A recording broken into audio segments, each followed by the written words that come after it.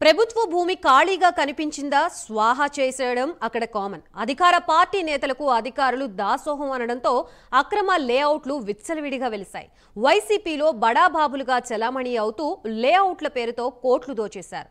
అప్పటి అధికార party MLA కనుసన్నల్లోనే ఇదంతా జరిగిందనేది జగమెరిగిన సత్యం.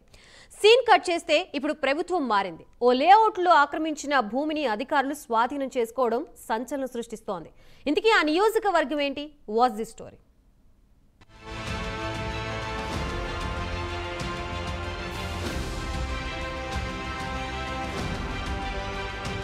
నెల్లూరు జిల్లా. ఈ పేరు చెప్తే బడా కాంట్రాక్టర్లు, రియల్ ఎస్టేట్ వ్యాపారులు టక్కున గుర్తొస్తారు. జిల్లాలోని కావలి నియోజకవర్గంలో ఇప్పుడు భూముల వ్యవహారం కలకలం రేపుతోంది. గత వైసీపీ ప్రభుత్వంలో అధికారులు పట్టించుకోకపోవడంతో వందల ఎకరాల ప్రభుత్వ భూమి అక్రమ లేఅవుట్లలో చేరిపోయింది. వైఎస్ఆర్ కాంగ్రెస్ పార్టీలో బడా నేతలుగా చెప్పుకునే కొంతమంది నేతలు వేసిన లేఅవుట్లలో ప్రభుత్వ భూమి భారీగా ఉంది. గత ప్రభుత్వం హయాంలో అప్పటి ఎమ్మెల్యే రామిరెడ్డి ప్రతాప్ కుమార్ రెడ్డి కనుసన్నల్లో ఇదంతా జరిగిందని రాష్ట్రమంతా జరుగుతున్న చర్చ. అధికార పార్టీ అక్కడి నేతలు ఆదేశించడంతో మున్సిపల్ అధికారులు, రెవెన్యూ అధికారులు లేఅవుట్లను పెద్దగా పట్టించుకోలేదు. కొంత భాగంలో లేఅవుట్లు వేయడం, చుట్టుపక్కల భూమిని లేఅవుట్లో కలిపేసి అమ్మేసుకున్నారు. ప్రత్యేకించి కావలికి సమీపంలో కందుకూరు నియోజకవర్గంలో రామాయపట్నం పోర్టు, జువెలదిన్నె ఫిషింగ్ హార్బర్ రావడంతో లేఅవుట్లకు డిమాండ్ పెరిగింది. ఇక్కడ భూమి కొనుగోలు చేస్తే రాబోయే 5-10 ఏళ్లలో భారీగా ధరలు పెరుగుతాయని ఎక్కడెక్కడి నుంచో వచ్చి ఇక్కడ భూములపై పెట్టుబడి పెడుతున్నారు. ఆ రోజు ఎమ్మెల్యేలు ప్రభుత్వం మాది, మీరు ఎన్ని చెప్పినా కూడా పేదల భూములు ఆక్రమించుకున్నారంటే చెప్పినా కూడా అది ప్రయోజనం లేకుండా పోయింది. అంత దుర్మార్గంగా వ్యవహరించారు అధికారులు కానైతేమి, మన వైఎస్ఆర్ పార్టీ నాయకులు అయితేమి. ఎందుకంటే ప్రతి చూడండి ఒక్క కూడా 500 ఎకరాలు ఆక్రమించారు. ఆ మహేంద్ర అనే లేఅవుట్లో చూడండి ఎన్ని గుంటలు ఉన్నాయో, ఎన్ని సిజెపిఎస్ ల్యాండ్ ఉన్నాయో, ఎన్ని డీపాం పట్టాలు ఉన్నాయో, ఎన్ని పారంపోకుల భూములు ఉన్నాయో అన్ని కలుపుకొని ఈయన రుద్రకోట నుంచి గ్రావెల్ తీసుకొచ్చి చల్లుకొని కోట్ల గడిస్తున్నారు. కోట్ల గడించండి, మేమేం కాదంట్లా. పేదోడికి న్యాయం జరగాలి కదా. ఏమైనా పేదోడు అమ్ముకున్నాడా? చెప్పులేండి. మీరు ఆక్రమించుకున్నారు, అధికారం ఉంది, అధికార పార్టీ ఉంది, అండ ఉంది, ఆ విధంగా అండ చూసుకొని ఆక్రమించుకున్నారు. ఇప్పుడు ప్రభుత్వం మారింది. ప్రభుత్వం మారినప్పుడు న్యాయం కోసం విచారించాలి కదా. ఎంత ప్రభుత్వ భూమి ఉంది, ఎంత సిజేపీఎస్ ఉంది, ఎంత డీపా పట్టు ఉంది, ఎంత గుంటలు ఉన్నాయి, ఎన్ని కాలువలు ఉన్నాయి, ఎన్ని గట్టులు ఉన్నాయి, అన్ని తేలాలి కదా. మీరు ఇష్టం వచ్చినట్టు మీ రాజ్యం అని చెప్పి వేసుకోవటం, అమ్ముకోవటం, కోట్లు గడించడము, ఎవరైనా మాట్లాడితే వాళ్ళకి 10 పరక ఇవ్వటము, ఈ విధంగా చేసి పేదోడికి న్యాయం దక్కకుండా పోయింది. ఈ మధ్య ప్రభుత్వం మారింది. కొత్త ఎమ్మెల్యే వచ్చాడు. ప్రస్తుతం ఎమ్మెల్యేగా గెలిచిన కావ్య కృష్ణారెడ్డి గత ప్రభుత్వంలో జరిగిన అవినీతి అక్రమాలపై ఆరా తీయడం మొదలుపెట్టారు.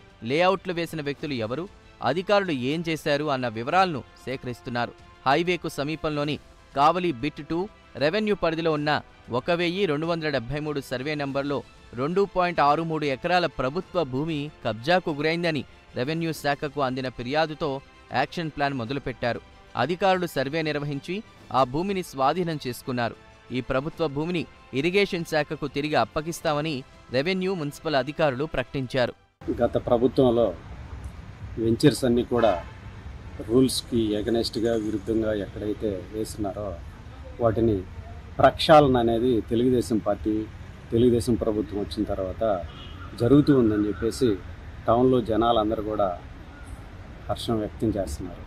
ఎందుకనంటే ఇరిగేషన్ డిపార్ట్మెంట్కి సంబంధించి ఉన్న కాలువల్ని, కెనాల్ని అన్నిటిని కూడా బూట్ చేసి మట్టిదోలి లేఅవుట్లుగా వేసి కొంతమంది కొన్ని లేఅవుట్లో అమ్ముకున్నది అందరూ చూసిన విషయమే.